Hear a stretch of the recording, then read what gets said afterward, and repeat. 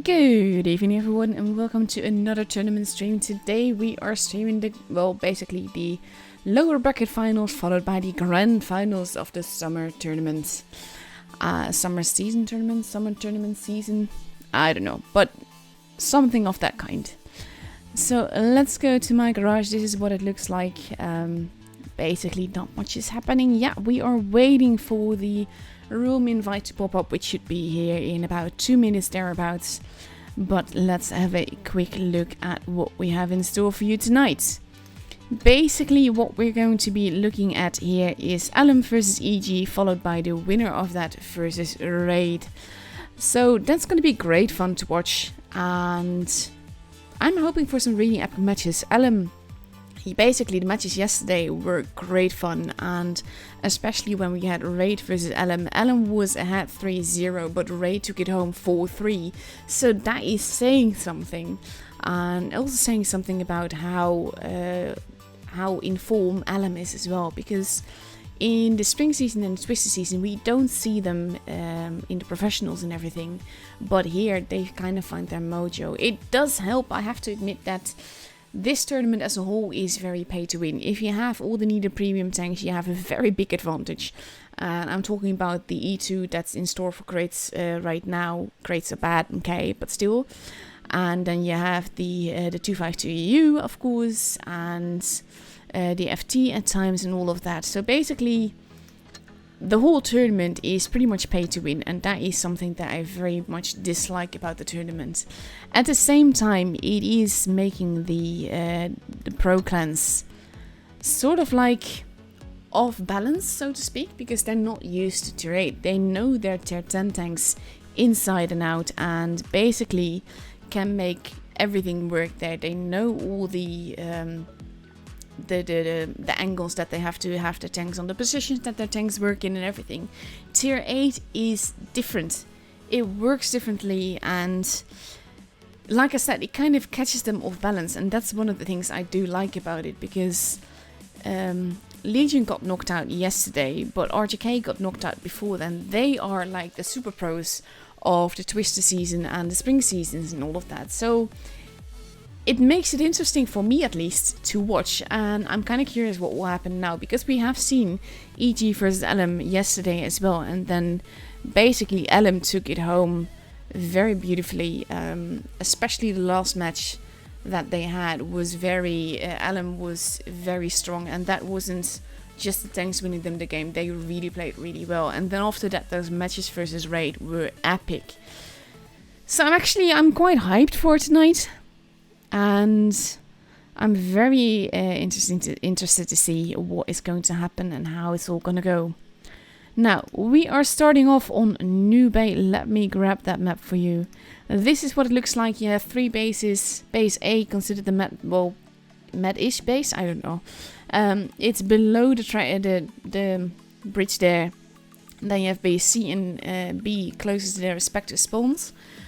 Overall, it is an interesting map because of the height differences, the fact that you can drive up or you can drive, you can drive down, but like, you can drive underneath other tanks because of the whole system with the highway and the roads there and everything, and that makes it an interesting map. The map is pretty small though, so like I said, I'm curious to see what is going to happen. You'll probably hear me say that a lot tonight, but that doesn't make it any less true. So that is the map that we are going to be starting on for this best of 7. Basically, we just have to wait and see what they're gonna do. Best of 7 basically means that the team that reaches 4 victories first is the team that is going to go through to the grand finals versus Raid. And that also means that the first 2, maybe 3 games, there's no real pressure just yet. After that though, when one team is going up to on a match point, that is when the pressure builds and everything. So, 2 minutes left before we actually go into the match and before we see the first match in this lower bracket finals. And it's gonna be fun. We see that Alum is changing their lineups quite a bit. We've not seen them use the Jagdtiger 88 or the T49. And there's also Ravioli there. So that's also interesting. You haven't seen that either.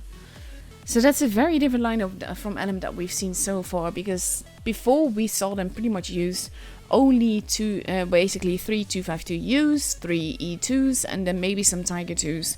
But that's about where that was about their lineup. So seeing them potentially, no, they're changing it up now, but I was actually pleasantly surprised to see them take other tanks, but now we see that they're going back to their old style of tanks, basically. But on the other side, we see that EG is basically been collecting the E2s now. We see 4 of them lined up together with 2 Caernarvons and a 301. Because that is basically... The 301 can be an absolute game changer. Because what we've seen from Elm is with them generally having a very heavy lineup. They're now taking a lightweight, but before they've been basically taking only heavy tanks. And that's sort of like broken them up, because that was basically their main weakness. And right now we see them taking 3 252Us, 2 E2s and a Tiger 2 together with that lightweight. So again, it will be interesting to see what they're going to do with this, if they're going to take it home, if we see similar scores happening as we saw yesterday. I'm always hoping for tiebreakers, but if we do not get there and the matches end earlier, I do have some very wicked replays for you. So yeah, 18 seconds left before we go into the match. If you're looking through the portal, then you will get rewards. If of course you have an If of course you have an EU account, which definitely helps with that, because the EU stream is only for EU rewards. And here we go into the first match. Dun dun dun dun. So many 252Us. Caroline and Chocolate actually sporting the shark camo. I have to admit, I'm all against crates. Crates are awful things. I mean, there's a 97% chance that you do not get what you want when you open a shark crate. But the tank does look bloody fantastic. So let's see. It would help if I actually loaded into the game. There we go. I mean, just wow. Just look at it. Just look at it. This looks bloody fantastic though, doesn't it? I mean, I'm all for making my tanks look pretty. I'm not really into the whole everything has to be a realistic thing. I love when it's not and when tanks look pretty. Now, base B and C are going to get kept. The 252, basically Elm is splitting up. Both teams are splitting up, but Elm is mostly focusing on the base A side. And that could mean trouble for the Shark and the Caernarvon and the E1 that are there. Deathwings is pushing through. And now we have an EG versus Elm standoff there. And Becken takes the first hit. Basically the lightweight is waiting. Brokey expecting some opposition over there. Base A is now being kept, and that will give EG the advantage if they manage to get it. Because that's always a little bit of an issue. But it seems that Orca is managing that, and that means that as long as EG holds the bases, they should have the game. We see Demoniac here. Some lines of fire from the Caernarvon Lagalade on the ridge there, firing continuously, but not necessarily doing damage. We have the 252Us here, cluttered together a little bit, but all now sort of pointing in a different direction. And General taking a hit, but so does Demoniac at the back. General is in a not too secure position, but he does have some help there. Lagalade now taking a hit, General as well. They do have to be careful, because it's all about holding. They need to hold the bases, they need to let the points rank up. Deathwing's losing a little bit of HP there, the Sharks are side scraping. I'm actually going to see if I can take you a little bit closer. There we go, T-54 lightweight is being chased by Orca. And we have EG pushing in, going after the 252Us, focusing on Deathwings. But with lack of shots on him, they are shooting basically at every target that they can. But that's also ruining their focus fire, and that can be very tricky. Winch in his beautiful camo tank Basically, the Carnarvon is struggling. There goes Deathwings. Brokey is still alive. Beacon is not looking too good. General has been taken out. I'm not entirely certain why EG decided to push. There goes Reffy, but there goes Beacon as well. It is 5 versus 5, but HP wise, EG has a definite advantage. There goes Bushka, there goes Brokey.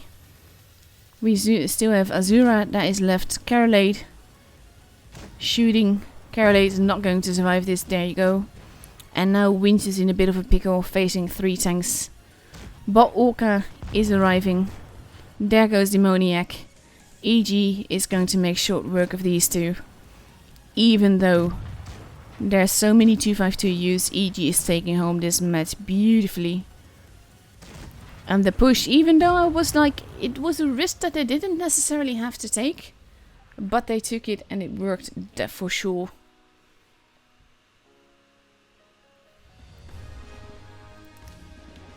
And that's the first match up and over already.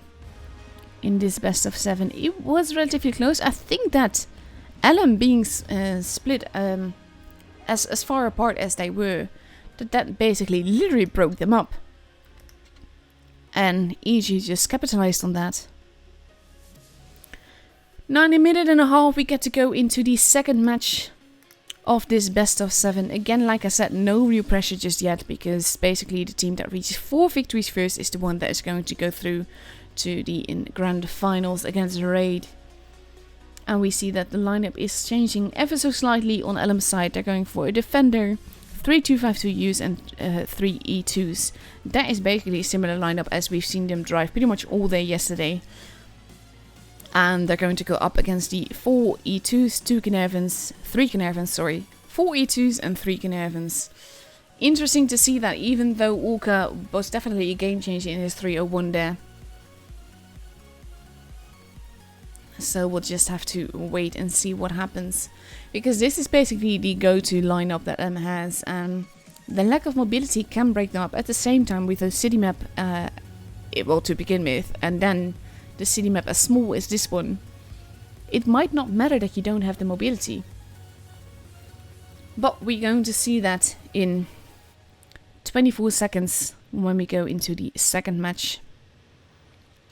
And as said before, if you want to get some basically fun things from watching this stream, you should watch through the portal. There's a vehicle research certificate that is there. But I'm going to assume that most of you are watching through the portal, so it should all be good. And here we go into the second match of this first matchup of tonight.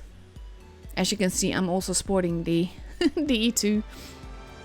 Because it does look bloody brilliant, even if it's great and crates are bad. I have a feeling that basically EG has been gambling a lot today just to get those E2s on their team. But I will ask them about that later, see if that's actually the case or if they already had them.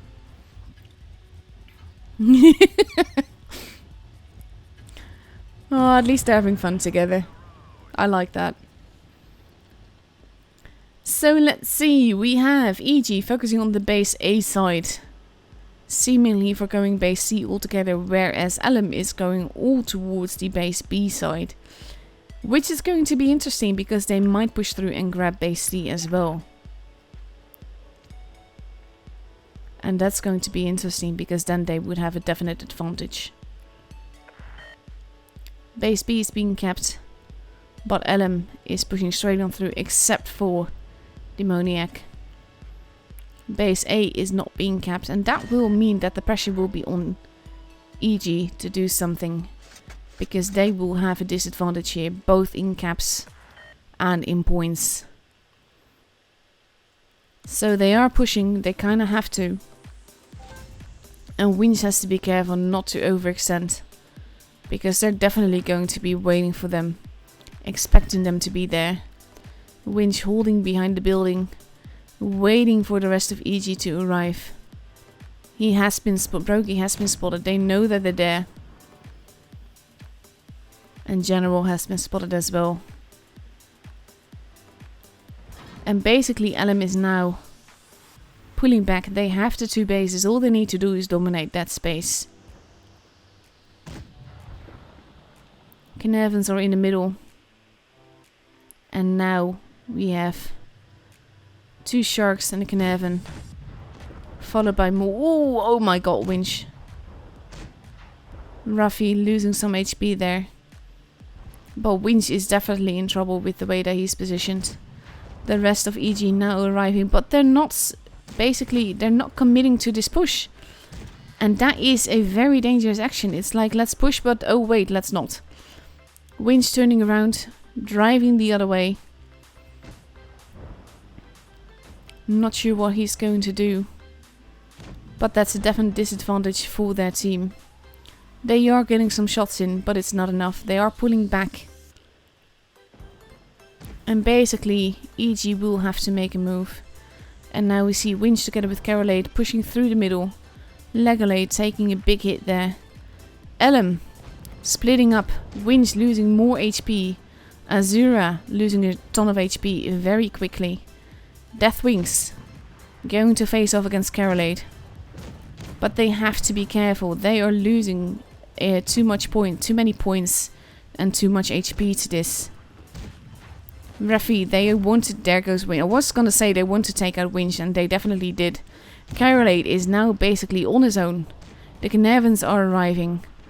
And there come the rest of EG, but will it be enough? They will have to focus fire. Demoniac has been taken out. They have to be so careful not to lose any more guns. But there goes Bakken.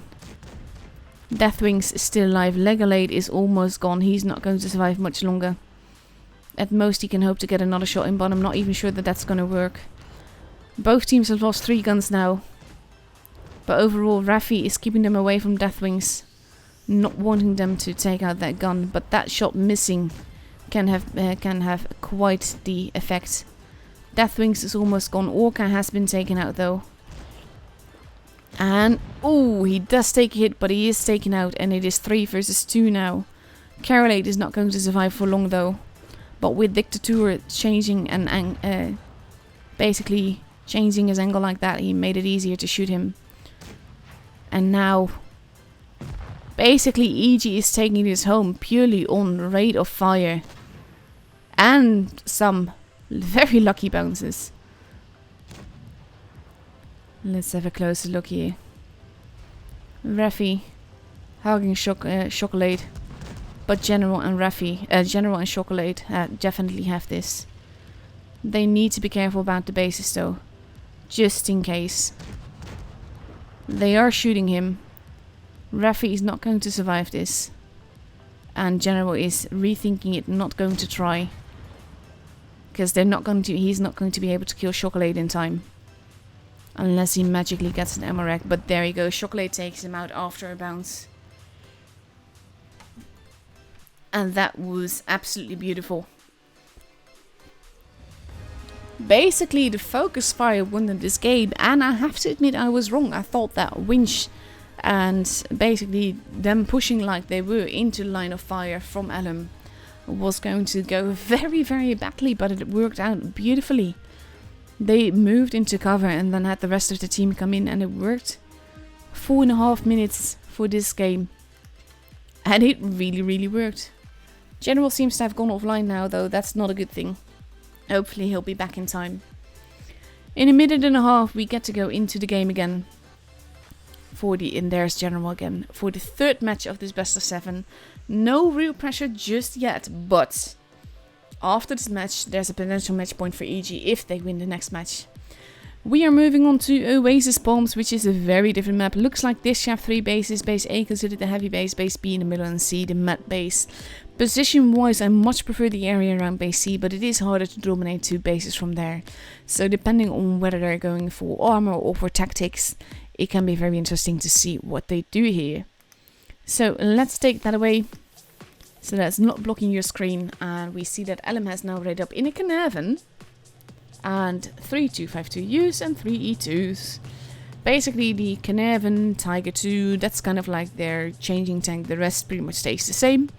And they're going to go up against 4 E2s, 2 Tiger 2s and 1 Carnarvon. So again, will be interesting to see what happens.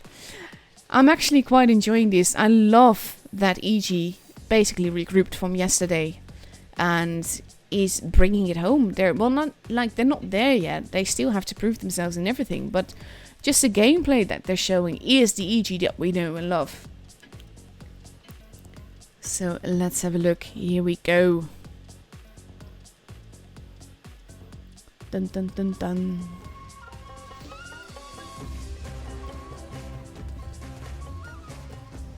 And I wonder, I have to be honest, I have not checked the pen of the E2 versus the 252U. But with what we saw last two matches, the E2 seems to have an edge over the armor of the 252Us. But also in the rate of fire. But just look at that, the shark just looks so good. And I have no idea what they're talking about now, but to be honest. And let's have a look. EG focusing entirely on the base A side. And Alum doing the exact same thing. So it will be interesting to see when they meet how that's going to go. That might just be a big old-fashioned brawl happening pretty much straight away. Romka has been spotted. Deathwings working as a spotter there. We have one of the sharks, two of the sharks, but one of them is turning around from Alum in the deserts. And basically Alum is holding the town. Winch is going in, which I think is a good call, because if you get an early base advantage, that is definitely preferable. As long as he gets it safely. But he does. Correlate, losing some HP. And basically the sharks in the middle. Oof, General losing some HP as well. The sharks in the middle are in a pretty good position there. And can't really be touched. But they are eating away at EG's HP very rapidly. Romka losing more and more HP. Correlate as well. Chocolate getting caught as well. Rafi now losing a little bit of HP. But Alum is pushing in. They have basically overextended into Alum's lines of fire. And that's not working out for them. General losing more HP. Correlate not looking healthy at all. And basically General is going to be dead on the next reload. Even though he will get another shot in like that. He's not going to survive this. Base B is being kept. There goes General. And even though Alum has some low HP targets as well, Correlate is basically almost dead. Romka is not looking healthy either. And we have basically EG cluttered together, which can work in your favor because you can get the troll bounces. But it can also work against you because people will get in each other's shots. Romka is almost gone. Correlate has been taken out. There goes Romka. It is 7 versus 4. And this is not going well for EG. They really overextended. And Alum capitalized on that fully. Chocolate not looking too healthy. There he goes. Winch is pulling back, but there's not really much he can do. There goes Becken. Legulate is next. Brokey is taken out, so it's not a 7-0 at least. And Legulate is still alive and fighting, if barely. Winch bouncing, that means that Revi survives. And Winch probably won't. And there we go. And the match is for Alum. And this was basically... EG made the mistake. They pushed before they knew where the rest of the tanks from Alum were. And those two sharks near base B worked beautifully there. They got so much fire in already. Took so much HP from EG before EG could even turn around.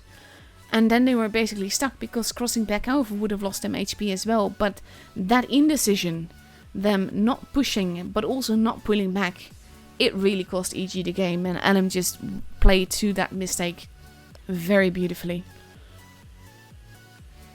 1.5 minutes left to go before we go into the 4th match of this best of 7. No repressure just yet again, because there's no match point up for grabs just yet. And we just get to enjoy the show a little bit longer. Alum ready in Ekenhaven.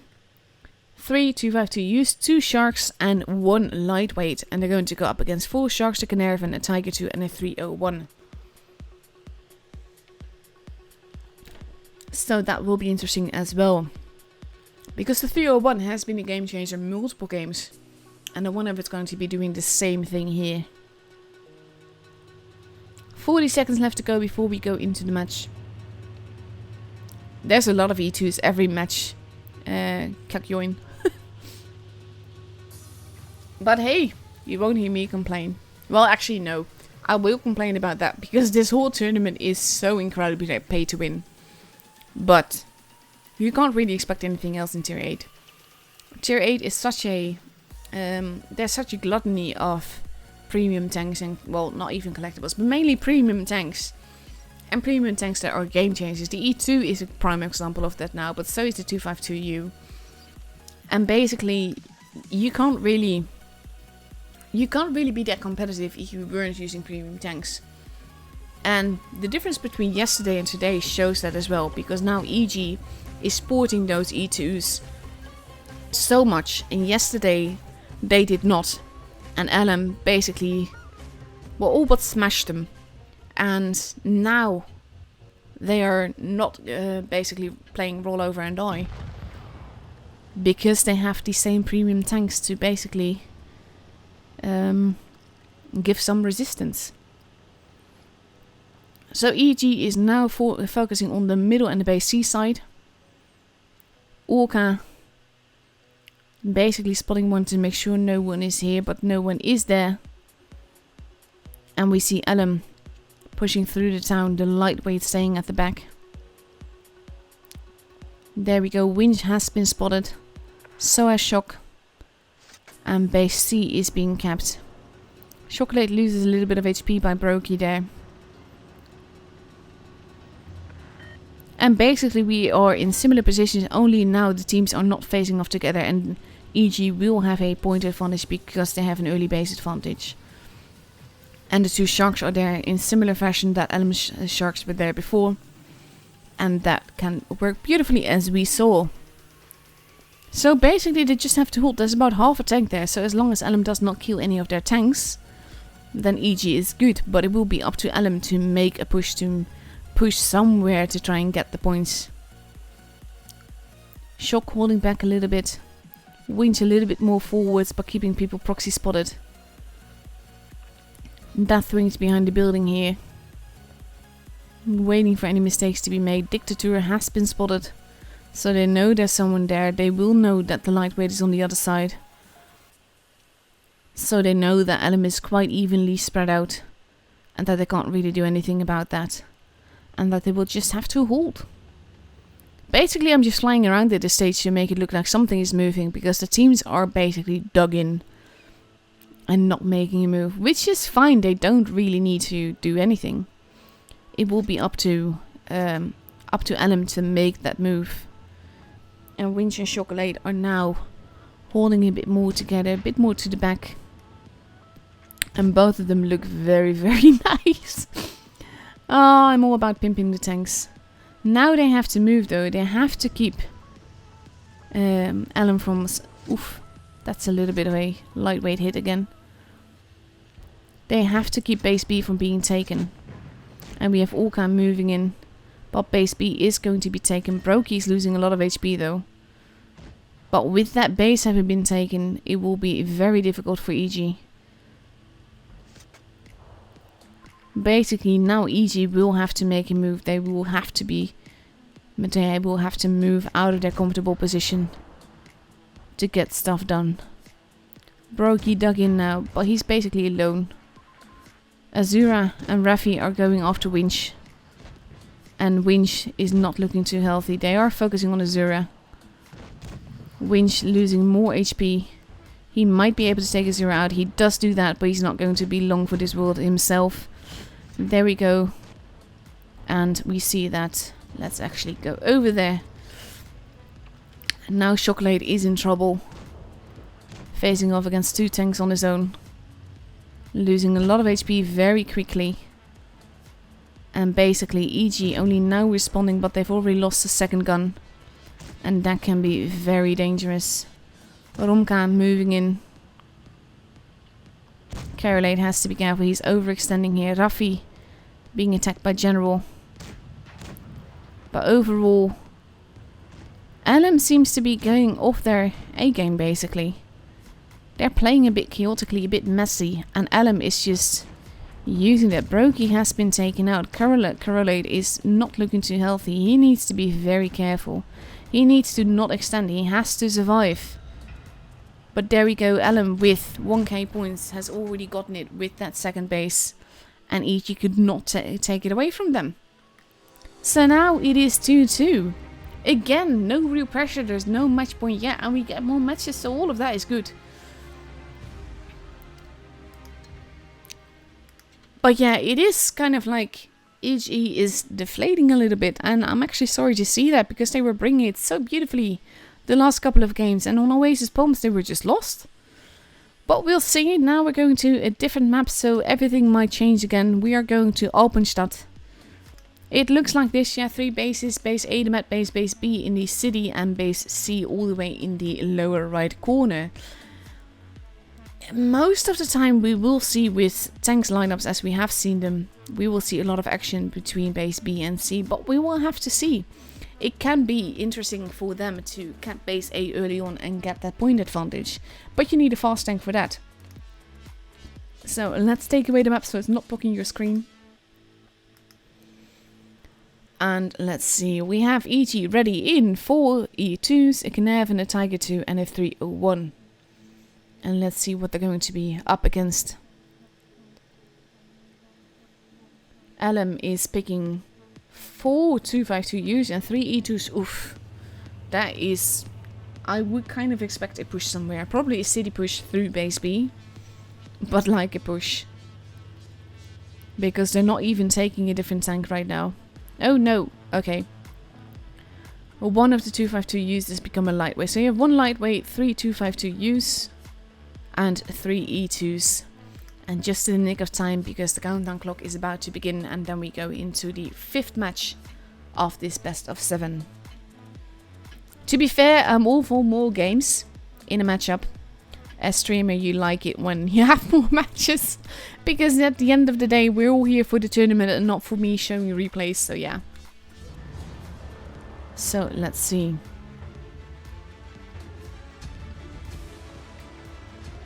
And let's see what's going to happen here. Because this kind of seems to be, in a way, a sort of default team up for EG. With at least 4 sharks. I have a feeling that it's the maximum of sharks that they have. They might sport more if they had more. But still. Let's see. Let's see what's going to happen.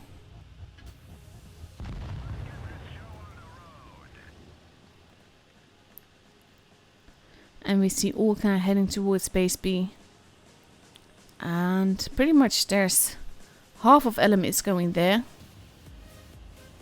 And half of LM is going middle, with Brokey heading towards base C. Which is completely abandoned. Orca might be in a lot of trouble here. He needs to get the blip out of there, otherwise he's going to lose so much HP. But he is a very lucky boy. And he does not lose any HP for that. We have Carolade moving in. And only Refi so far has lost some HP. There we go. EG not going for the base here. They are pushing. Base C is being taken. But they are at a bit of a disadvantage here. A little bit of damage being done to Azura here. But now LM has the base advantage. And has the opportunity to regroup. We have Winch in general in the middle. Orca is attempting to cap again. And he might get away with it. They need that base to avoid the point advantage going up too far in LM's favor. And he does get it. But he does have to be careful. Legalate losing quite a bit of HP there. Winch in the middle. But he has to be careful. Yeah, he gets hit by Jorge or Rashford. Dictator is relocating. Winch losing more HP. He is overextending. He is pulling back now. Not sure what's happening with him. He looks like he had some ping issues there. Now he's getting tracked and getting tracked repeatedly. Carolade getting shot. Basically, EG has worked himself in a very difficult position here. General is moving in. Base B is now being taken. Romka losing more HP. EG will have to make a push. They will have to do something. Toto is not interested in base B. He is just there for the shots. And they are getting them. And that is a big issue. Azura. Basically, there's now action going on over here. Let's have a look at what's happening. Now that EG is pushing, they need to take him out. There he goes. Rafi, next in line. Carolade, not looking too healthy. Oof, Chocolate has been taken out. Carolade losing more HP. Almost gone. And they will have to be very careful. Dictator is being focused on by Legalade. Romka is going after Rafi. Rafi bouncing the shot is not helping. The low HP tanks are not being taken out by EG, and that can be a very big problem. Orca still alive, if barely. And they need to survive. They have the advantage right now. But how long for? Legalade losing more HP. They need to be very careful. Oof, there go 2 tanks. Base A is being capped. They are stealing the advantage. Legalade is going to need help.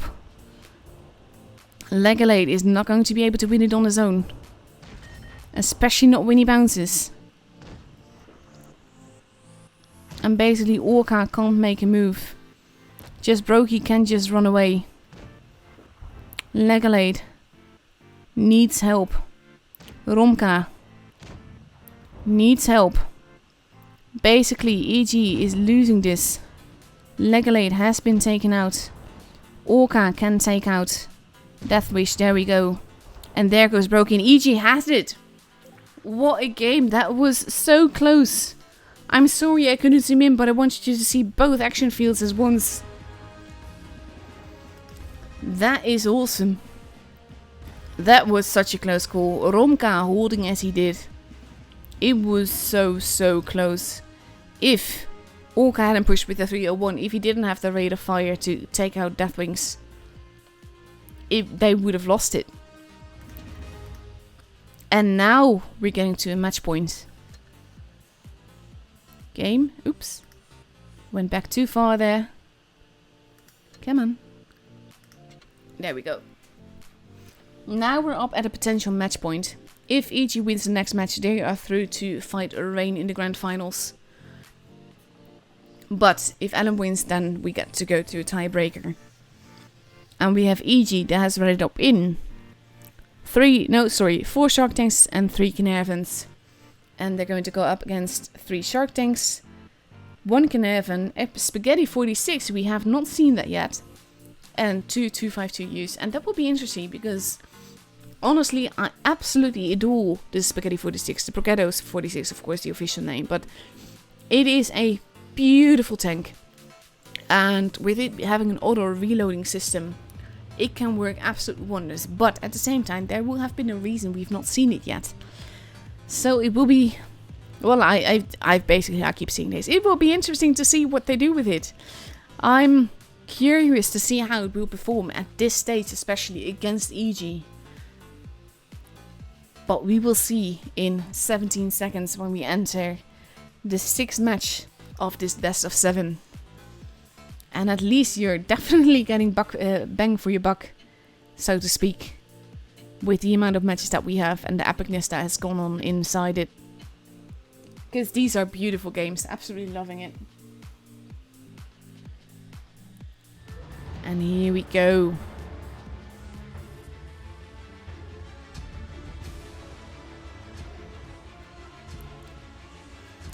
Let's see.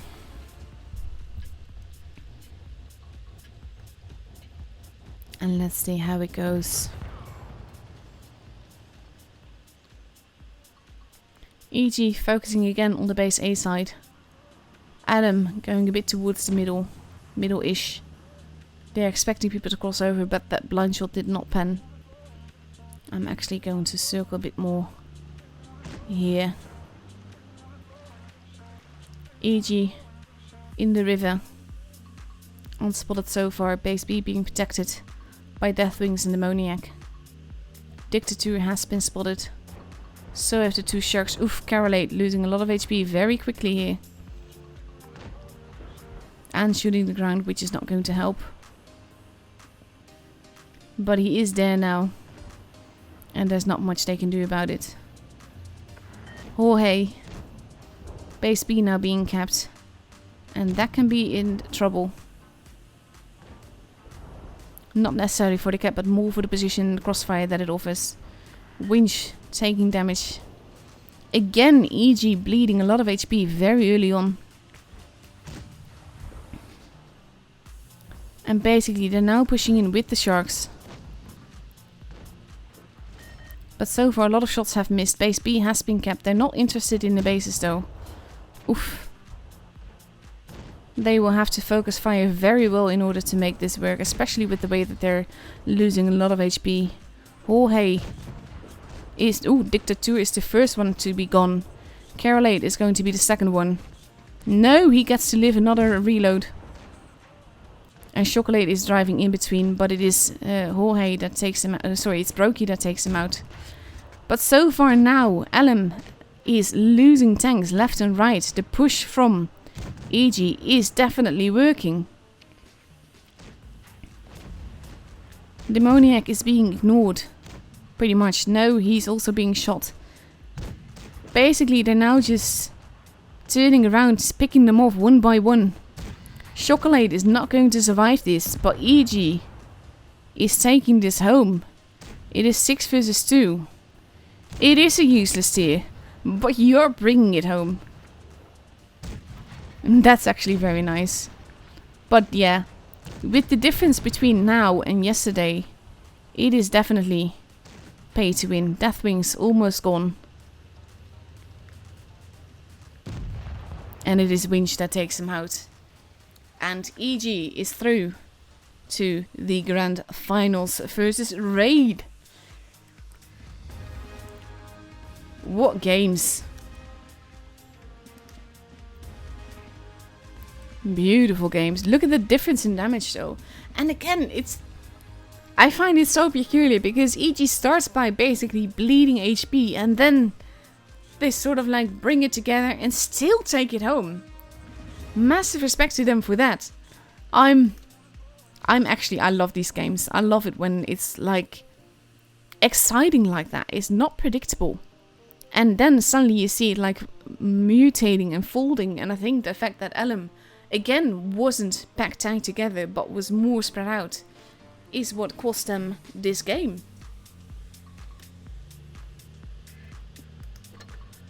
So yeah, that is the first matchup for tonight. Let's have a look. 33 minutes, which means the room invite will be up in about 28 minutes. We've got the next matchup. So in between, I will be showing you some replays. I have some very beautiful replays for you. So let's have a look.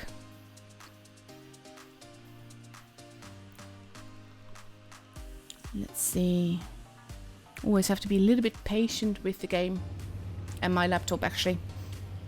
When I have to load anything in. But here we go.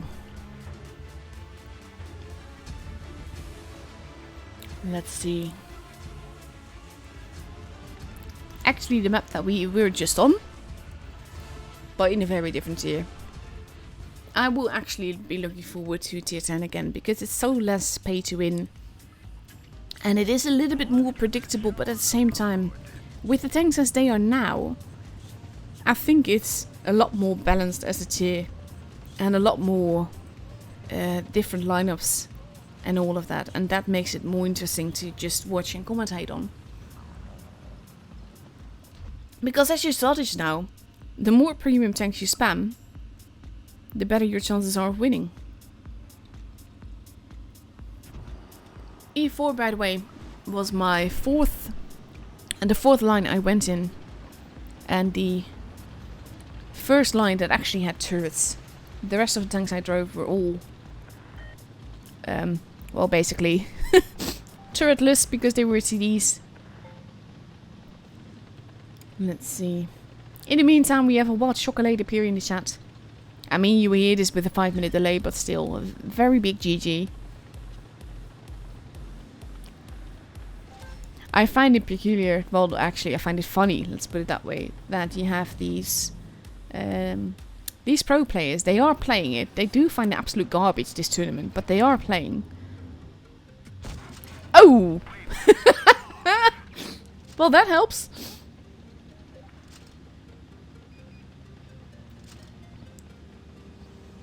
So that's definitely nice. 1800 free damage, basically.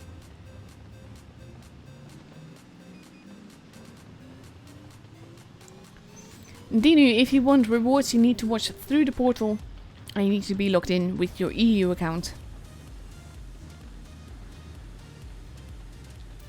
So let's see. 1800 free damage is a nice way to begin a game, though. But there's only 2 minutes, almost 2 minutes gone now, and he's not been able to get another shot in. Now he has, though. Spaghetti is looking at him. There goes the Jäger taking out the T62A. And then... oh, that was mean. Poor guy. And he gets taken out as well. But now we're nearly 4k damage in. With barely any shots fired. And this is another great opportunity of a very high damage roll if he had it. But he didn't have time to aim and take that shot. Still though, a juicy grill over there. And there you go, 1k. We're nearly 5k damage into it. Jäger taking out the grill like that. Getting some extra assisted damage is always helpful. So let's see. So for the teamwork on this match, it has been quite nice. Ooh. There you go. Nice little bounce. Let's see. Oof, Vickers has been taken out.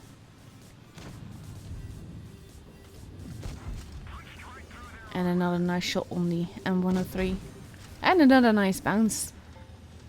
It is an E4, it does not have that much armor. I don't know how he's bouncing this.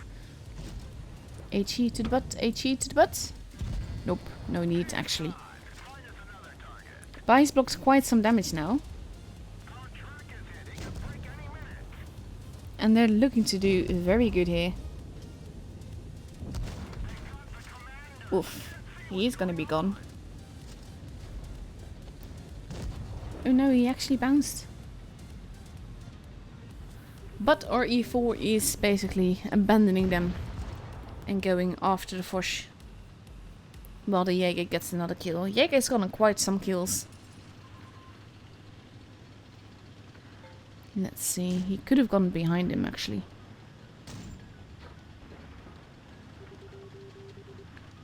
He is capping the base. I do understand that. At the same time, if he had moved in already, they might have already won. Because this is a very close call. But this helps. And there we go. Seemingly an easy 7.6k damage. With some nice game teamwork here.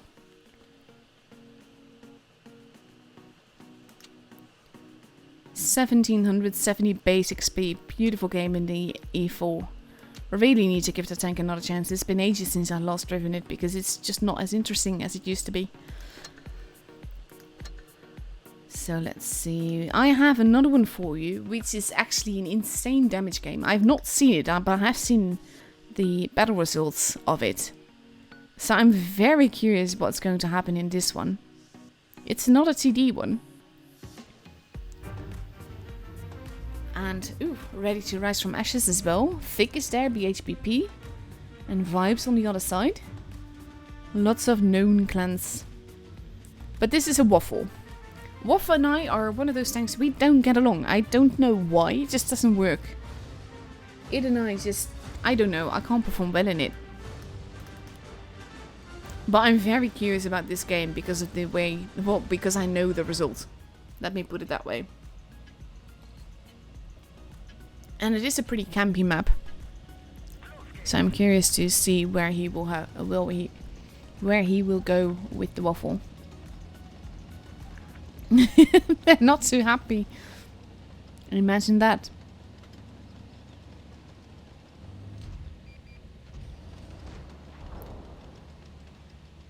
He did not get spotted there. But they have to be careful. That's the Batchet already gone.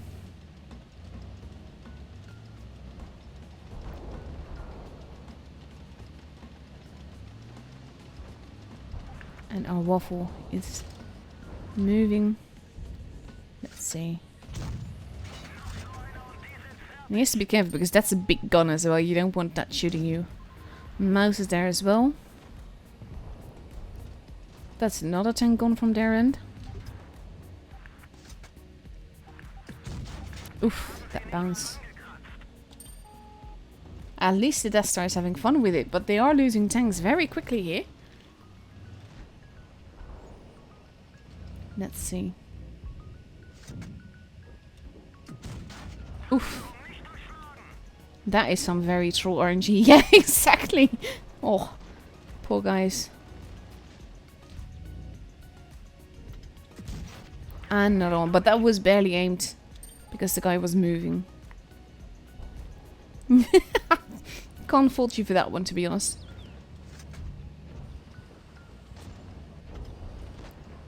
No, he has to be careful not to overextend. There you go. And at the same time, the DS gets a nice shot in as well. So they have to be careful. They have to make sure that they don't lose HP doing this, because they already back a few guns. And that's a big disadvantage as well. VK is pulling the back. The mouse is coming. There goes another one of their front tanks. Oof. Luckily that was not too big damage. He can take out that VK though. If the VK... There you go. Nicely done. Oof. Now he's suddenly all rude.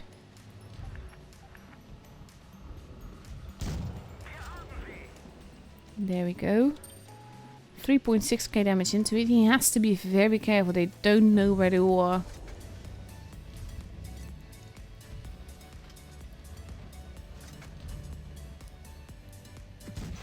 There you go. All the shots are so vital right now. Especially when you only have one teammate left. He's occupying the enemy and you need to get the shots in.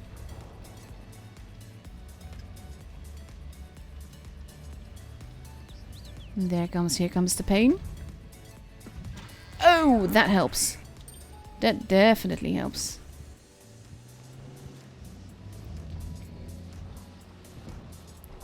But now he's alone against 3 TDs. And he's... Oof! What did he do there? And they're all coming for him.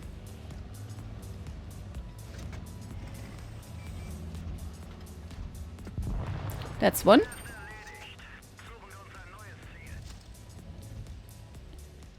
But he has to be very careful here. Oh, that definitely helps. And it allows him the ability to move and get the blip out of there. That's filled HE, that's also helpful. That's another one gone. Ooh, but this is gonna be tricky. Let's see. Oh, what a roll. And it just keeps on running. And this Waffle just keeps on chasing. But he has the advantage here.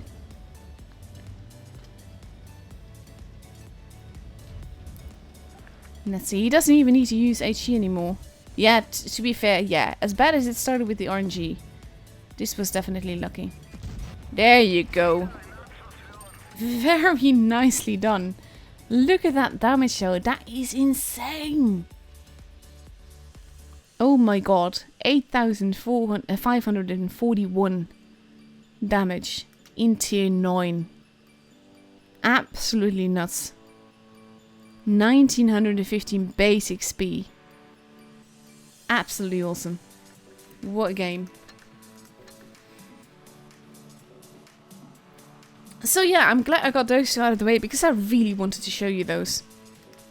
Let's see. I've got lots of replays. And lots of replays that I can show you. But let's see, what else have I got? Actually, I have one from Kozak. Kozak was watching the last couple of days while I was showing Lauro replays. So I'm actually going to show you one of his now. Yeah, we still have time for at least one. Let's see. Oh, and he's actually with Lauro, so that's nice. And I can sell him as well. That's gonna be not an easy game, I think. Let's see. The rewards, by the way, you will get after the stream is over. And then still give it an hour or two before you can actually get them. Sometimes it's instant, sometimes it takes a little while. So let's see. I do love the 268. 268 was my second tier 10. And it was a great tank. Absolutely loved it. Loved the speed. In the beginning I did really bad in it because I was like used to going top speed to like a forward position. And that did not exactly work.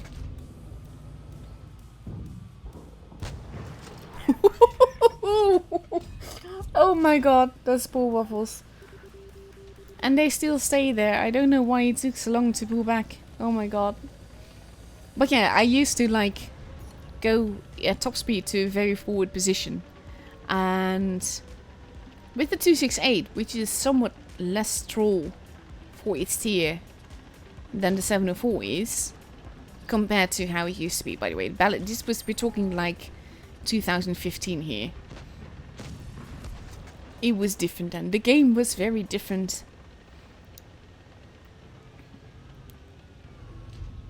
Let's see. You could just be missed at this stage. Nice shot on the move. I thought that was going to miss, to be honest. Let's see. Fosh in the middle. Nice. Cheeky shot. Wasn't sure if it was going to hit that either.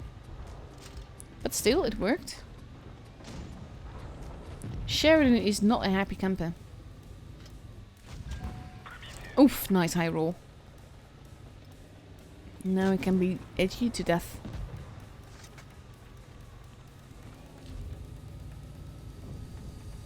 Ooh.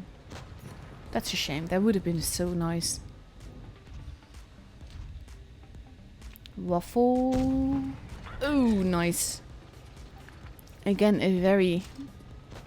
Yeah, I would say I was gonna if I was in this match. Because the Shadow was already very rude. He's probably raging at his team right now. There goes the Fosh. There's a very juicy spaghetti. Let's see. Demoniac in the middle.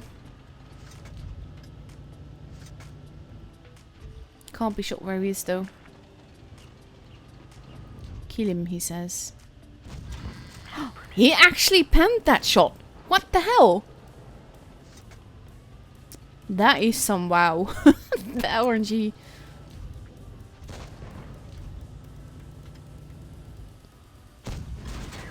Oof, that's an HG derp, but still.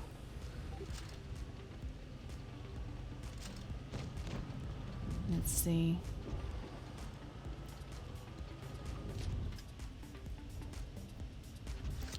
Spaghetti at the back. Oh! Kozak, that RNG you have here. Can I borrow some of that? Because that is absolutely epic. It's insane. Oof, blind shot on the waffle kill. Nice. Oof, track derp. I think that's kind of to make up for all the very lucky RNG I had in this match.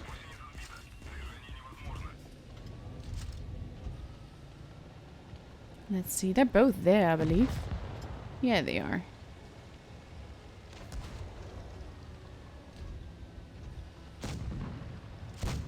And there you go. Who needs aiming when you can just shoot like that?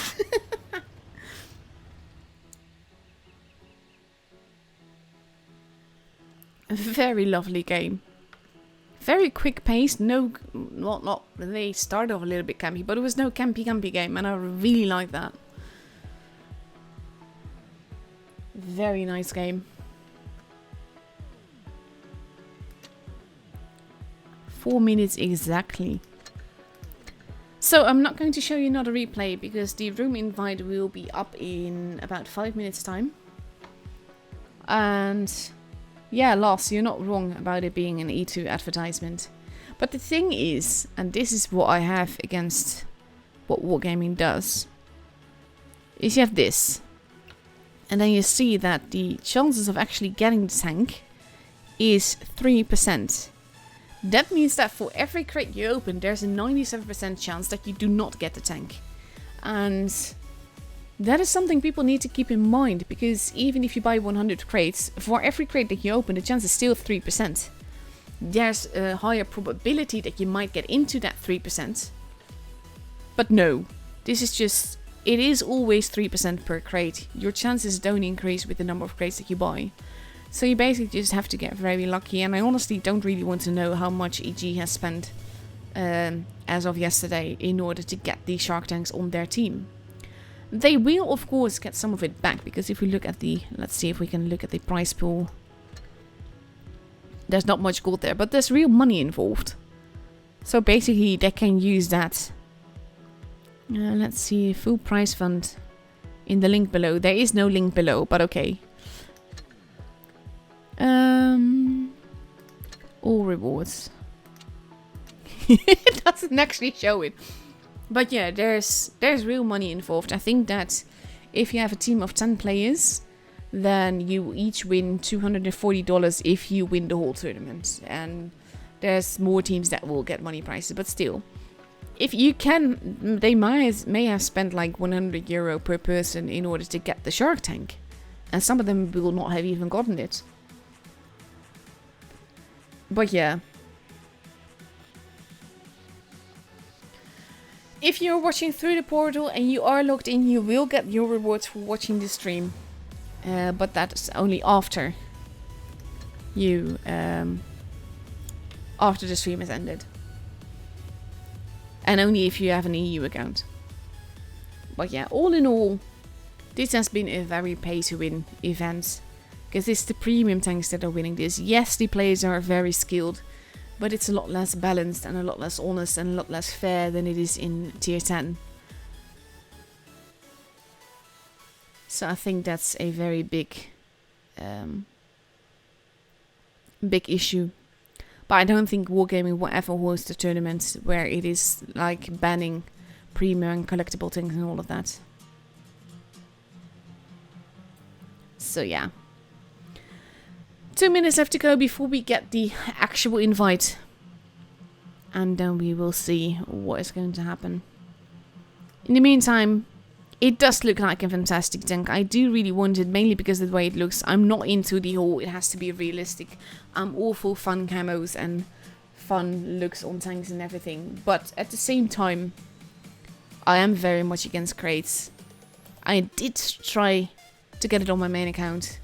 I did not get it, and now we'll just have to wait until it actually reaches the game for gold to actually have the tank. But yeah, we'll just have to be patient with that, and I hope none of you spend a lot of money gambling, because that is basically what it is. No matter how you turn it, crates are gambling. The same with the 252U.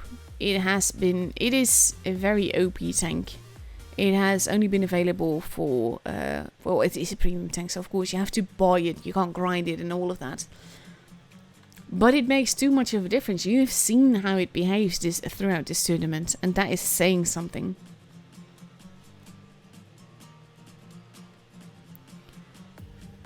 So yeah, we're just now being patient. You have about a minute of me babbling left before we go into the grand finals of today. And we're just going to have fun with the matches that we will get. Because EG versus Raid, who doesn't want to see that? In spring season or twister season, we'd be very happy with a matchup like that. And I'm kind of curious what will happen, because you could see Alum is like a seasoned tournament clan as well. But I think they've played a lot more Tier A tournaments than the other teams here. They have the tanks. They still need to work on the tactics, basically the focus fire and the needed mobility in the team, because that's basically where they lost these games. But then you have EG and you have Raid, which are the ones that we're now going to see. They're both Twister Online winners, and Raid has even won Twister offline. And you can expect a certain level of gameplay from them. So I'm very curious to see how that will go, especially with EG now having the Shark tanks. And Raid, I know, also has a lot of Prem tanks. They also have a bunch of 252Us. So yeah, the room invite will be up any moment now. Oh, sorry. Wait, what? It said it would start at 04, didn't it? Let's see. Come on. Okay, so they changed that. It was supposed to start at 21:04, but now it's starting at 21:09. So you still have 5 minutes of me blabbering left before you actually see a game. Let me just load it. Let's see if I can give you a replay real fast to pass the time, because basically you don't want to listen to me talk that much. Let's see what we have here.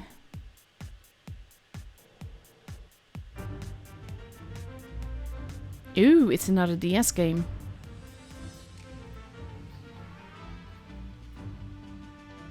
Or was this? I might have shown this one earlier. As in, on Wednesday, I mean. But if it is this sweet little game. And it will be perfect to pass a little bit of time. So let's see. I think it is the same game. No idea why I have it twice then, but still.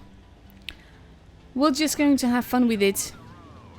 Yeah, it's definitely that game. But it is a fun game. Basically, this is a prime example of how you can play TD. You do not need to sit at the back. You do not need to camp. You can work very different positions. The thing is that the TD is a support tank.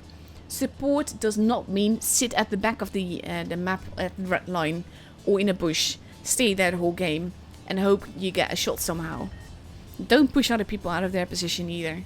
Like this guy, he is playing it like a camper, whereas Toby is being very much more forwards in his tank.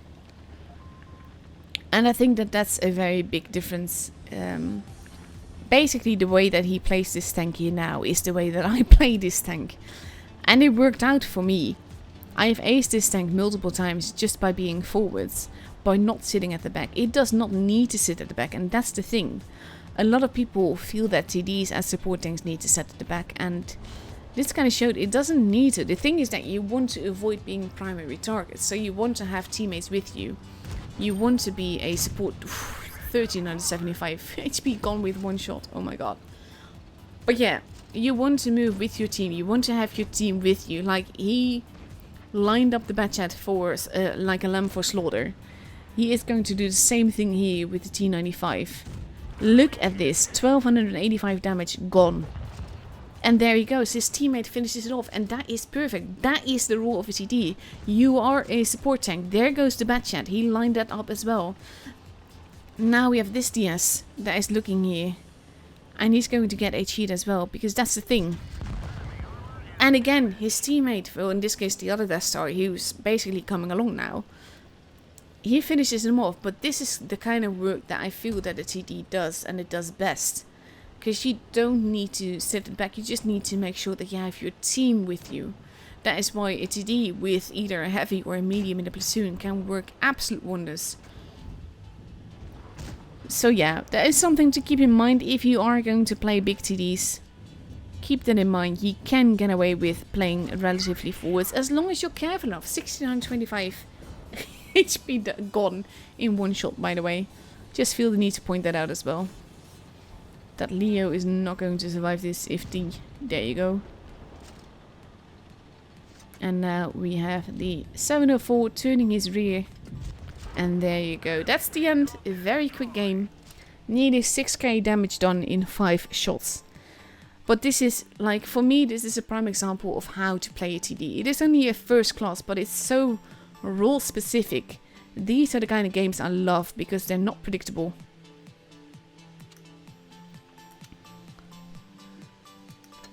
Dinu, you need to watch through the portal. Be sure you are logged in on the portal on your EU account. You will get your rewards like maybe an hour or two after the stream has actually ended, if you watch for long enough. So keep that in mind, please. Okay. Assuming the game lets us back into the garage, the room invite should be up in about a minute. So that's actually good timing. I'm glad I got to show you that one game, because it is actually a game that you can learn from a lot. That is basically what I try to do on my YouTube channel. I'm not really into showing you all the ace games and everything. For a very long time, I only showed epic losses and epic draws, because I feel people need to learn from it. I'm not into just showing people off and everything. I'm a much bigger fan of just basically, not necessarily, I'm not like the epic teacher, I'm not like the expert in the game and all of that, but I like showing ways for people to improve. So yeah. Now we got to go and get ready for Raid versus EG. And we are starting it off on Canyon. So let me grab that for you. Canyon looks like this. You have 3 bases. Base C is actually more in the corner than it shows here. No idea why the official image was like this, but still. You have base B in the middle and you have base A in the lower left corner. Overall, we always see spotters near base B, and those spotters can be in the shapes of lights, of mediums, but also in the shape of heavies. Like yesterday we saw Canervans and Shark Tanks both working that position, and working it well, because if you have the turret armor and you have the gun depression, you can do wonders at those spots on both sides. But it is a pretty asymmetrical map. There is one spawn I feel that is stronger, and that would be the... actually, it kind of depends on where you go, but I feel the south spawn is stronger than the north spawn. And for that, I'm glad that it's now not a tiebreaker map, but more like a map that works. Basically, you start on one side and then they go to the other and everything. So let me take that map away from you so it's no longer blocking your screen. In the meantime, we have every good name is taken and figured on the other side as spectators. If you have not subbed to their channel, definitely do so, because they make wonderful content and they are tournament commentators just like me. And we all have our merits. You will find a tournament commentator that works for you better than others, and that's the guy or gal you need to watch. And here we have Wild Ones Helper as well alongside me, so definitely check him out as well. He is only just starting it, but he is already getting massive compliments for his work, so he's doing a fantastic job as well. So yeah, 2.5 minutes left before we go into the first match of the grand finals of the Summer Season Championship. And then you will see who gets to take home the title of this Tier 8 tournament. In the meantime, I just need to time someone out. But here we go. Raid, still deciding on the tanks to use. And on the other side we have EG. That is ready with their 4 Shark Tanks, 2 Canervans and a 301. Which as a lineup can work out very well. And on the Raid side we see 3 252Us, 1 Shark Tank, a 301 and 2 T32s. That's the other tank that we've seen quite a bit, the T32. That's also because of the consumables that it has. It can work very nicely, and I think that's the main reason why it was chosen above the T34, which is again a premium tank. But the T32 is at least grindable, just like the Gnavan and the 301 as well, of course. So 1 minute 20 seconds left to go before we go into the game, and then we get to see what is going to happen in these grand finals. Both these teams, of course, being very proper teams and very OP players, seasoned through the years in the clan war scene and all of that. Like I said, Raid has won Twister offline. EG is an online champion as well, and yeah, it's just going to be great fun. So we're just going to enjoy it, and then we will see what's going to happen. In the meantime, I am looking at the timers. I believe that I have to stream for at least 100 minutes, which means I have like 20 minutes left to go, thereabouts, I think, in order for everyone to have all the rewards, assuming that you started to watch at 8 PM when the matches started.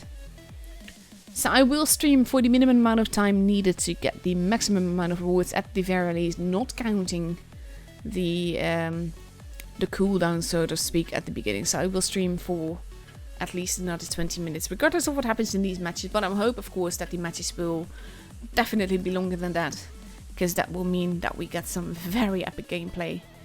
And here we go into the first match of the grand finals of the Summer Season Championship.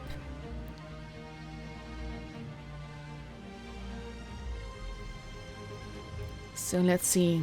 Sharks versus 252 using T32s.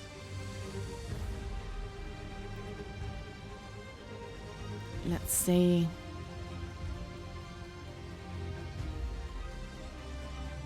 It would help if I actually loaded into the battle. But it's been a bit slow with that repeatedly, so I'm not really surprised. As long as it doesn't crash, it's all good.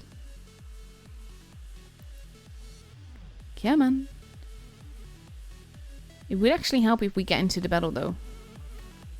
Being stuck on the loading screen is not really the way that we want to go. There you go. And here we are into the screen. That is a rock blaster drove into. But we see the T-32s heading towards the middle. Orca and EG focusing on the base A side.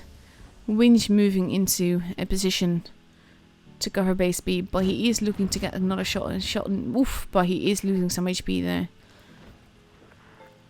Basically, Raid is playing it quite aggressively, attempting to cap. Oof, Winch not looking too healthy, losing a lot of HP very, very quickly, and he can't even pull back properly, because then he will get shot from Raid on the other side. Raid capping base B, getting away with it. Romka losing HP. Romka almost gone. Where are you at? General not looking too healthy either. Romka hiding behind the building there. Winch has been taken out already. Orca losing HP. Orca 301 versus 301. There you go. Romka has been taken out. Sorry. Yeah, Romka has been, and Raid Blaster has been taken out as well. But overall, it is not looking too good. Let's go back to the other side and have a look-see. There goes General. EG is bleeding tanks. Sick has been taken out. We have OG Project versus Shock. Orca is trying to help that. Carolade has been taken out though. Legolade is basically being surrounded. Chocolate is not going... Ooh, that is a very lucky shot for Chocolate. But Legolade is not going to bring this home all on his own. And Shock and Orca are not looking too healthy. OG Project has been taken out. Playmaker is going after Chocolate. There goes Legolade. JP is still alive. Orca is running off. But Raid has base B. They have the advantage in all ways. Oof. There goes Shock. And there goes Orca as well. Along with JP. And the first match is for Raid. A very, very quick game. Oh my god.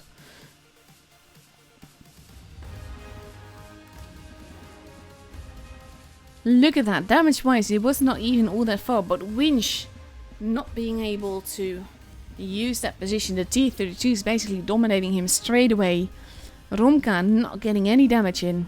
Raid definitely dominated this one.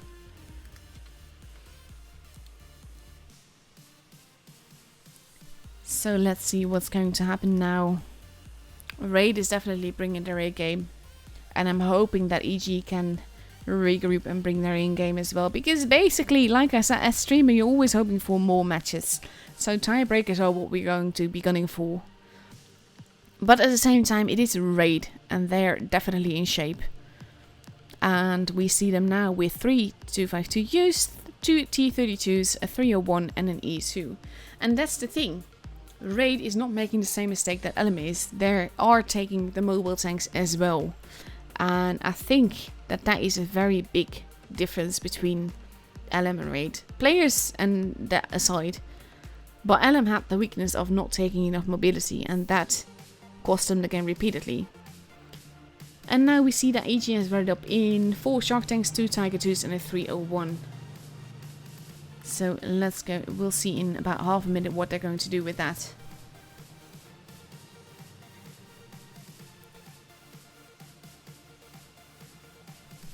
"23 seconds left to go before we go into the second match of this best of 7. And we will see if EG can turn this around.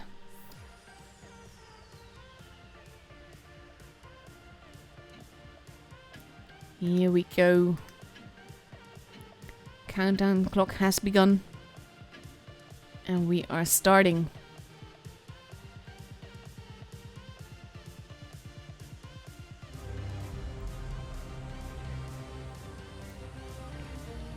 Also, for those watching through the party, you will get your rewards, but only after the stream has been ended. And then you still need to give it a bit of time. Because it can take some time before the rewards are actually added to your account.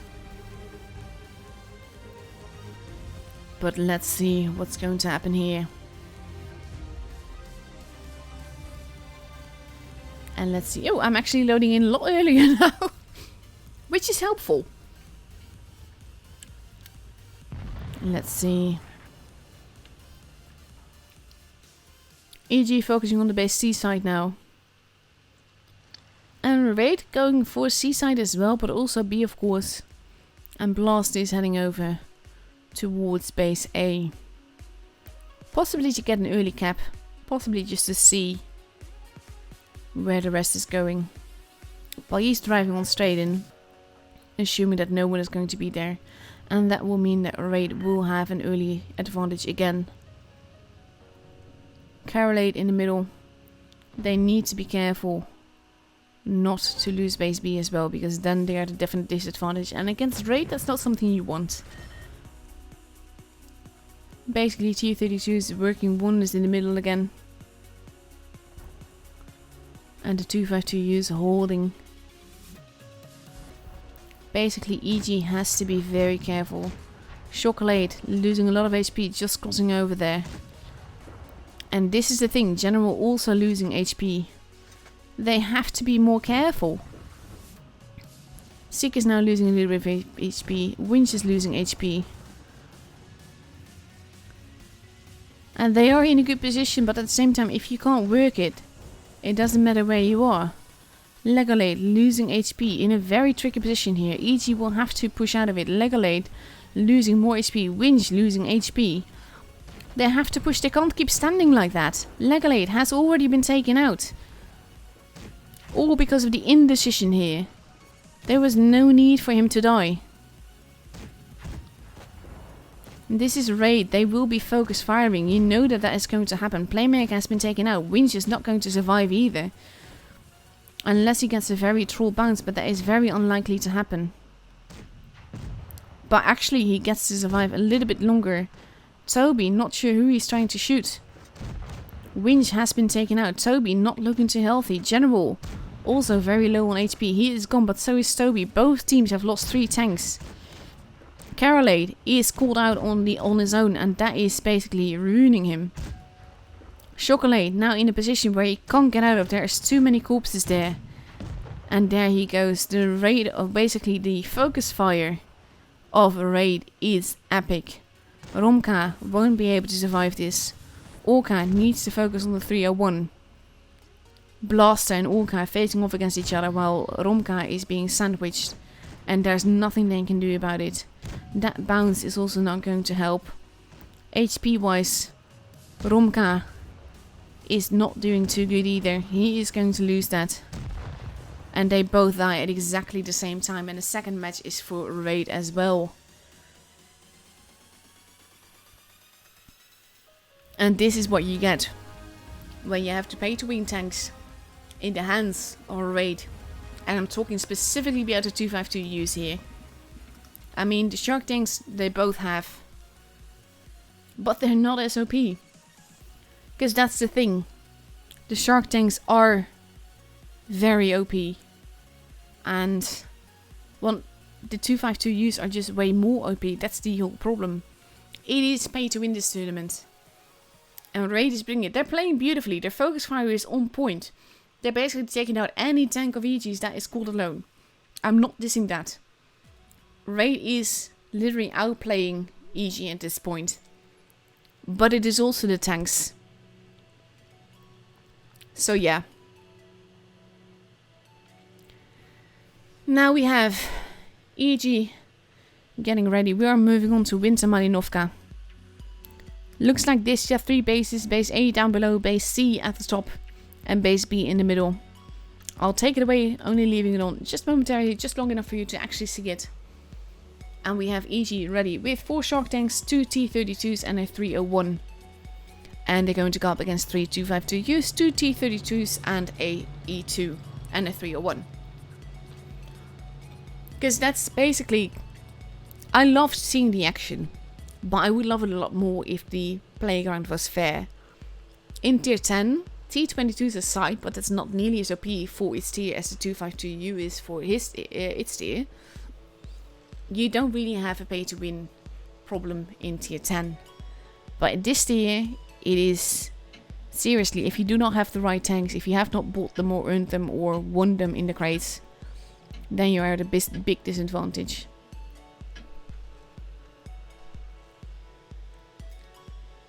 So let's see. 3rd match in this best of 7. But we get a different map. EG might be able to regroup. But if Raid keeps playing like they have been, they will pretty much outplay anyone. So let's see. Again, it would help if I actually loaded into the game.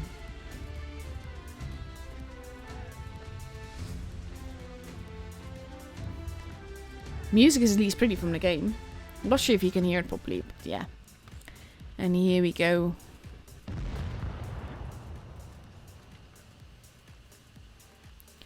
Raid going towards base A except for Blaster.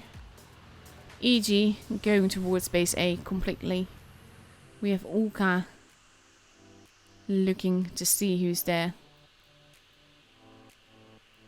And this is something I've noticed Raid do more often. They basically go where they are not really necessarily expected to be. OG Project losing a little bit of HP there. Lots of lines of fire. Winch in a potentially tricky position here. But he does have support behind him in the form of Chocolate. And basically we have a sort of standoff. Blaster can now move in and cap the bases in safety. Chocolate is moving potentially to get to the middle. They will have noticed Blaster is not there. And Blaster is actually moving towards the middle more. Not capping base B either, but getting shot into Chocolate. Money Dude is losing a lot of HP there. But Blaster is working wonders here, holding. And let's actually have a look. I'm going to this side again. Muddy Dude in a potentially tricky position, but now Raid is basically holding down. Sick losing HP as they try to rush Winch. I think they underestimated how much support he has. But that means the more tanks are here, the less tanks are elsewhere. Chocolate not looking too healthy. Sick getting another shot in. Shock getting exploded by JP there. Winch has to be careful not to lose too much HP by simply being here, simply trying to help his teammate. Sick has been taken out. Winch though is in a very precarious position here. And there's not much they can do. Toby has been taken out. Winch is basically left alone. He is dying. Over here, Winch has been taken out. The Money Dude is not far behind. But he kills Backhand before he is destroyed. We have Legalade. Together with General and Carolade. Going after Playmaker. Legalade is not long for this world either. And that can be an issue. He has been tracked. And there he goes. Playmaker is still alive. If barely. And that not penning can be very telling. It is 3 versus 3 now. But Orca is a very juicy tank. Blast is going after him again. And they have to be careful. General is there to support him. But they have to work together in order to make it work. And that can be very tricky. They need to be careful with crossing over. Orca needs to not take too much chances. They have the advantage here, but only if they keep their tanks alive. JP is moving in. General losing HP. JP as well. It is very tricky here. General not looking too healthy. They have to be careful. They have to stay alive. Orca wanted to take the shots, but it might have been very costly. But there goes Blaster. JP is still alive. He is going to kill General. No doubt about that. But he is going to die fast, and then it's 2 guns versus 1 gun. Carolade relatively healthy, but they need to be careful. And Orca has to be very careful here. Because as long as Orca is alive, they can win this. OG Project. Careful, Orca. You don't want to risk this.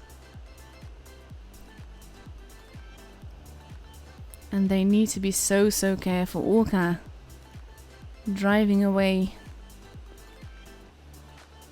Carolade getting a little bit of a shot in. But now he's just fired. Orca could have used this position to use this to move. Because OG would have been reloading. Carolade moving. Not going to cap the base though. No, he is capping the base. And he might get away with it too.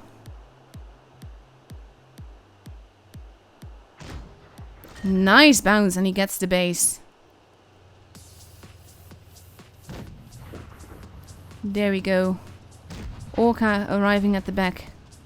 But it will be Carolade that takes him out. Or maybe not. No, it's Orca that takes him out. This was such a close game though. If Orca had at any point died, it would have been so different. Because I think that he would have been a lot less careful than OG Project, I mean. What a game.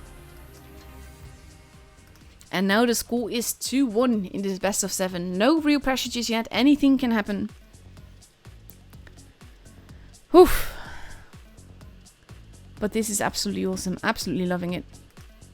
And I hope you guys are enjoying these matches as well. This is basically, I like it when it gets intense like this. You're like, oh my god. So let's see. Second match on Winter Malinovka, and EG is readying up with 4 Shark Tanks, 2 T-32s and a Canerv, and they're leaving the 301 behind. And on the other side we see that Raid is going for 3252 use. 1 Shark per tank, 1 T-32 and potentially another T-32 and a 301. But it all depends if Blaster and Project actually ready up as they are right now. So we'll just have to wait a little bit. 45 seconds left before we actually enter the match, so that's plenty of time for any of them to still change their stuff around. But I have no doubt that they will ready up in time. And there we go, Tier 32 is ready. Only Blast needs to ready up right now. And then we'll see. 20 seconds left before we go into the 4th match. There you go, Blaster ready up in the 301. And now we have 30 seconds left before we go into the 4th match of this best of 7.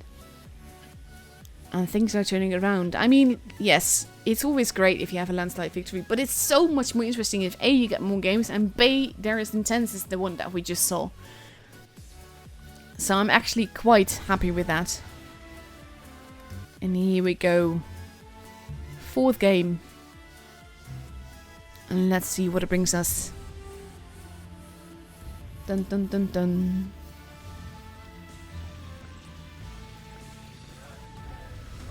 Let's see. Here we go. We actually load in the time as well, which is helpful. And let's see. And EG is focusing on the base C side this time. We have Blaster heading towards base A. And the rest of Raid. Except for the T-32s are probably going to the same position that Winch was in before. Or maybe JP is and they are going to support him.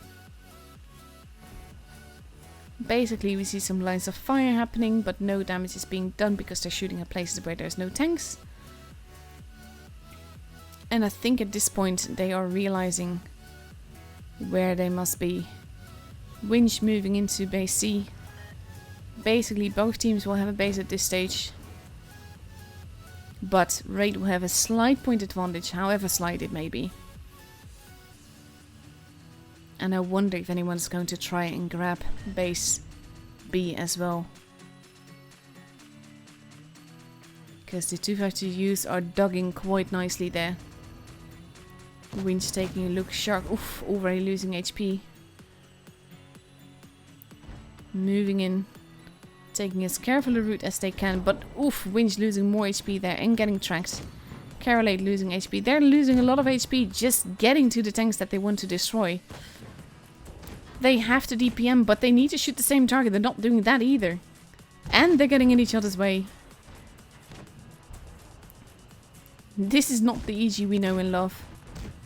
They have to be careful, but at the same time, they need to make their shots work. So many shots being fired, no damage being done there.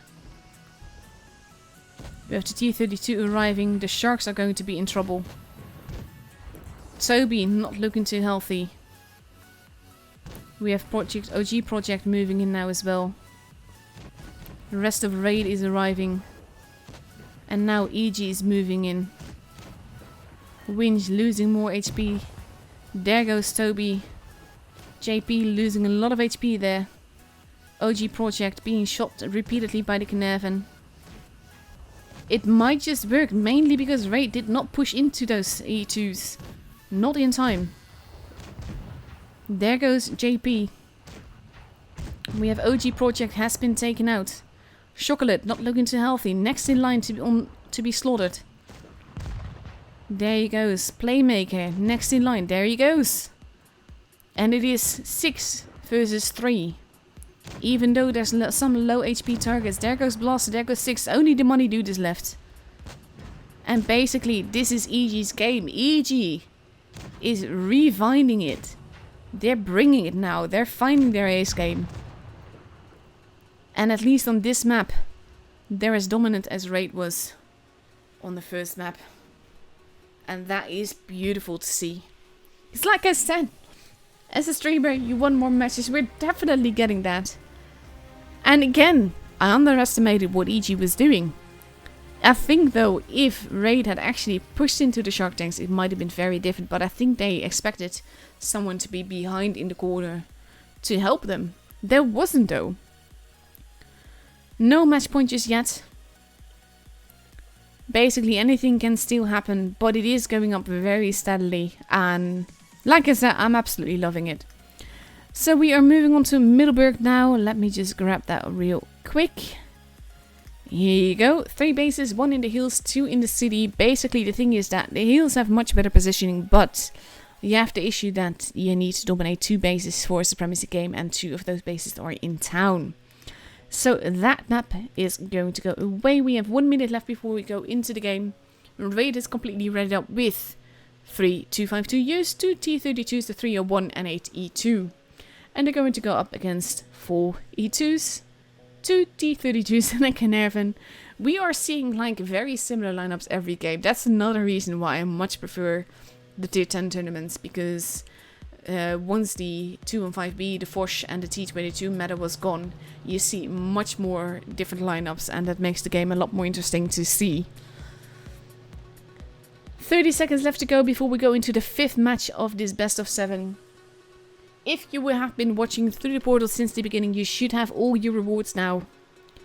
And of course, if you have logged in with your EU account, etc, etc, but still, you will receive those rewards after the stream has ended, and they will be added in the manner of hours.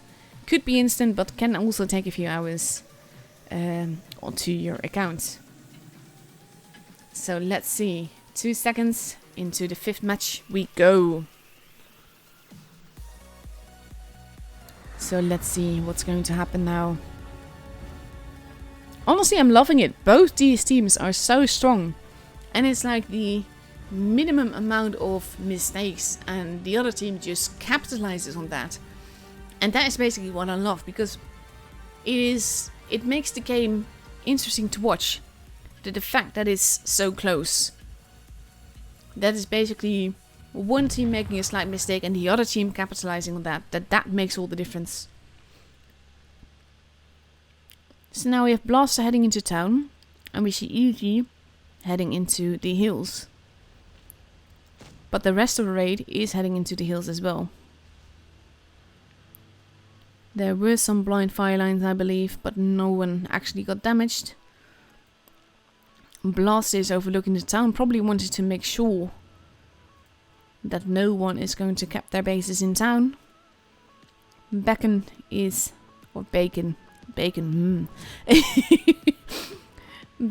spotting, not making any moves though, as both teams move into position. Orca has been spotted, General has been spotted, General and Winch are moving in, and I wonder if they're going to get away with this. I think they're going to try and cap together. If they get it done, that would be fantastic, but it would be very curious if they do get it done. Winch taking a hit there, but they are capping together, and that makes it work. General has to be careful though not to overextend. There you go, he does get hit there. Blaster is moving in, he is going to cap the base in the city. And base C is still not capped. We're getting close, but no cigar. And there you go, they finally have it. And that will give them a slight point advantage, but Blaster can just continue on and grab base A as well. And that is a very dangerous thing. Which is exactly what he's doing now. Muddy Dude losing a little bit of HP there. Let's see, now base A is being kept. EG will have to make a move. But it is difficult to make a move against a team that is dug in like this. Careful, in positions to support one another. And that is a very tricky thing. Chocolate now also moving towards the middle. Winch losing more HP and fast. EG is pushing. Blast is still in the town. But they need to be careful. Winch is almost gone. Their focus fire needs to be there. Chocolate moving in. They're all shooting different targets. JP not looking too healthy. There he goes. First gun gone, but Winch is also gone, and that is a problem. Sick next in line. Chocolate also not looking healthy. There goes Chocolate. And there you go. Blaster arriving at the scene as well. Bacon not looking too healthy. Sick has been taken out, but General is not looking healthy either. And he is running off. He might make it, but not sure. No, he does not. Basically, it is 4 versus 4, but there's some very unhealthy tanks on EG's side. And I think it's that lack of focus fire in the beginning that is costing them this game. And after this, Raid has a potential match point. It is 3 versus 2. But basically, Carolade is at a disadvantage here. Getting damaged too much. And that shot bouncing from Legalade is saying something about the condition of the 252 use. There goes Carolade. Only Legalade is left. And he is basically surrendering. Which I understand, because there's no way he could have won that. But he could have taken out one tank maybe. Possibly. Potentially.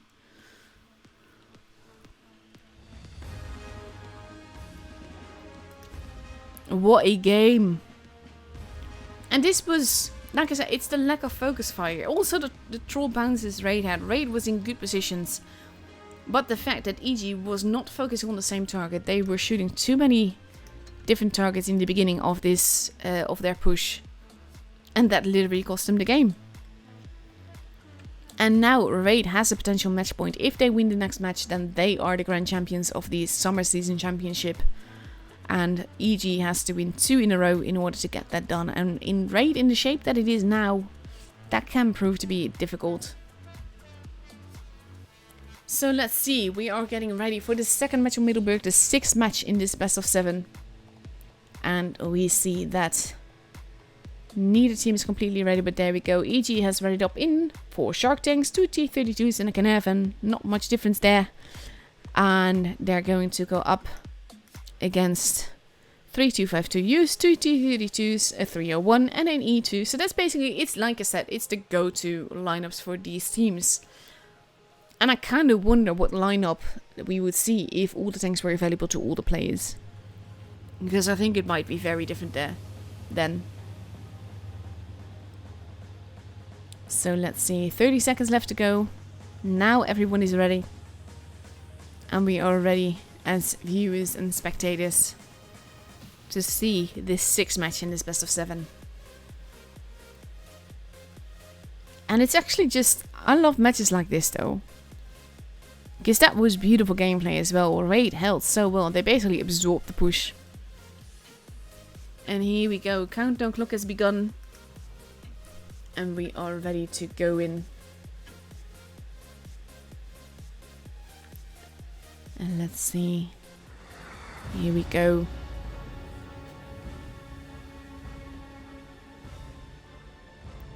Dun dun dun dun. But yeah, big. I like about this tournament that it's just less predictable in a way than Tier 10, because these teams are not yet used to the Tier 8 and the Tier 8 meta. Because they don't really spend a lot of time here. Blast. Staying in. No, I think he's going to go for some spots. And there he goes. The sharks are getting spotted as they go up. But they don't lose any HP over it. I'm back and doing the same thing as before. Blaster turning around. All of Raid heading into the hills again. But now we see that Carolade is staying back. So that's a different kind of action that we saw last match. And now we have Carolade moving. Raid taking positions. General being quite forwards there, but then deciding against it. Orca getting spotted, but no, not losing any HP over it. And I think we're going to see some action here. As they pass each other. Carolade driving on. Potentially just going to go for base A. Stealing. Oh! Blaster! Getting sniped from the hills over there. Losing a lot of HP very fast. And that it prompts Raid to move. So let's have a look here. What is going to happen? They are moving. Raid is not in for the bases. Sick losing quite some HP. Bacon losing some HP. And there we go. Oversight of the whole battle. JP. Basically, we see mistakes happen on Raid's side this time. Pushing too aggressively. They want to get the T-32s out of the way, but they're losing so much SP doing it. And that might be very costly for them. Toby, derping that HE. Sick is the first one gone. There goes Bacon. Muddy Dude, not looking too healthy either. JP, next in line. There goes Muddy Dude, there goes Legalade. JP is gone. There we go. We've entered the brawl stage, basically. Carolade and Winch are going after Blaster. Thing is he going to get away with it? Toby getting shot here. Orca gone. Blaster still alive, if barely, but there he goes. Playmaker getting a shot from Carolade there. It is 4 versus 3. And General, oof, getting away there. Chocolate not looking too healthy. But still, they have a gun advantage. He might not make it. There you go. Toby is still alive. Chocolate is gone. It's 3 versus 3. But there's a big advantage in EG's HP pool, but also in the guns. Because now we have only OG Project left. He is going after General. And he's not going to survive. The next reload, he is gone. And there he goes. And the match is for EG. And we get a tiebreaker. Whoop whoop. And I love this. I love that they're sort of like tight. They're doing both so well. And now this will be very tricky because we've seen some tactics in Canal. And that can prove to be very tricky to beat. And I wonder if they're going to do that now. If we're going to see the same thing. We are moving to Canal. Canal is one of the biggest maps that we have. It has 4 bases. B and C close to their respective spawn. D is the map base. A is considered a heavy base. But we've seen so often that people are going to go and grab B. And then move to A. And they dominate the whole map from there. And they basically make sure that they are not allowed to cap base B, steal base B. They can even prevent base C from being capped. It will be very interesting to see what they do here. And it will be very tricky for Raid in the south spawn to beat it if that is indeed what EG is going to do. 50 seconds left before we see the final match of this championship that will determine the winner. And we see that EG is taking 3 E2s, 2 T32s and 2 301s. Therefore going 1 Shark Tank for a 301. And on the other side we see the Bulldog. We see 2 T32s, we see 2 252Us, a 301 and an E2. So fast tanks on both sides. They both know how important it is to dominate this map and to be able to move around. And oh my god. It's going to be fantastic. We actually get a tiebreak for a tournament. And that's like the tournament. As in, not just for any specific matchup, but just like for the grand finals, we get a tiebreaker. And that is fantastic. Absolutely love it. So let's see. Here we go. The final match. That will determine who wins the whole tournament. Whoop whoop. And who can call themselves the champions of the summer season tournament championship thingy. And here we go. And we see that EG is using the speed boosters to get places fast. Base B is being capped. Base C is being capped. OG taking some early damage there. Base B has been capped. OG is potentially in trouble. He can be caught out alone there. Base D is being capped. This will be very interesting. Look at this, look at this, look at this. OG Project. Called alone. EG smells weakness. Immediately capitalizes on it. They are all foregoing their position though, and that can be very tricky, but they already taken a gun out, and that is a very big advantage to have. They have the point advantage mainly because they have the gun advantage now. Oof, OG Project, what have you done?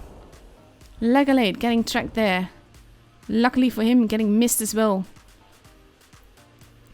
This is very interesting stuff. But they have to be careful. They need to protect base B as well. But Raid seems to have no interest in that just yet. But they've already lost the gun. Winch moving up.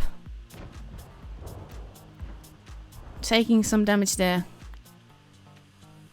They have to be careful not to overextend.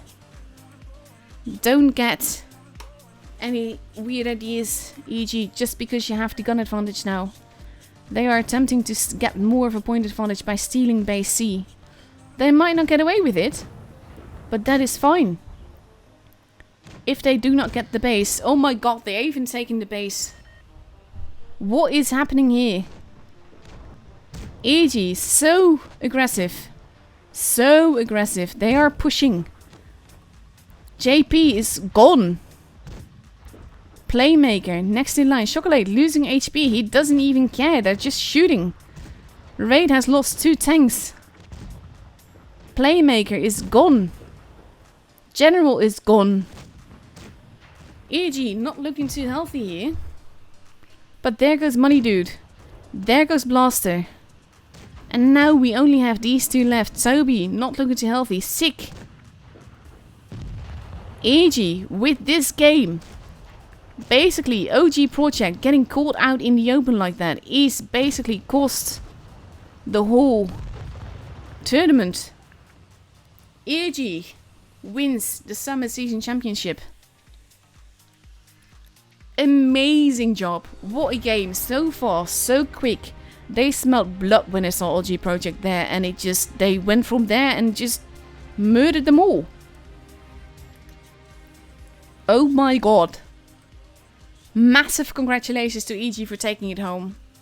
Massive congratulations to Raid as well. You were fantastic. Basically, the only big mistake you made last game was in this last game. But overall, it's been an absolute joy to watch these games. Ellen as well, doing fantastic. It's really cool. Absolutely love it. Massive congratulations to EG again, to all the teams basically, because even though they were not first, they will still win money and all of that, and they were second in a very long series of games. Whew, what a game.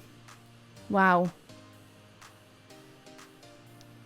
I hope you guys have enjoyed this as much as I have, because this was fantastic. I did not expect this last game to go like that. I expected that we would get like a very...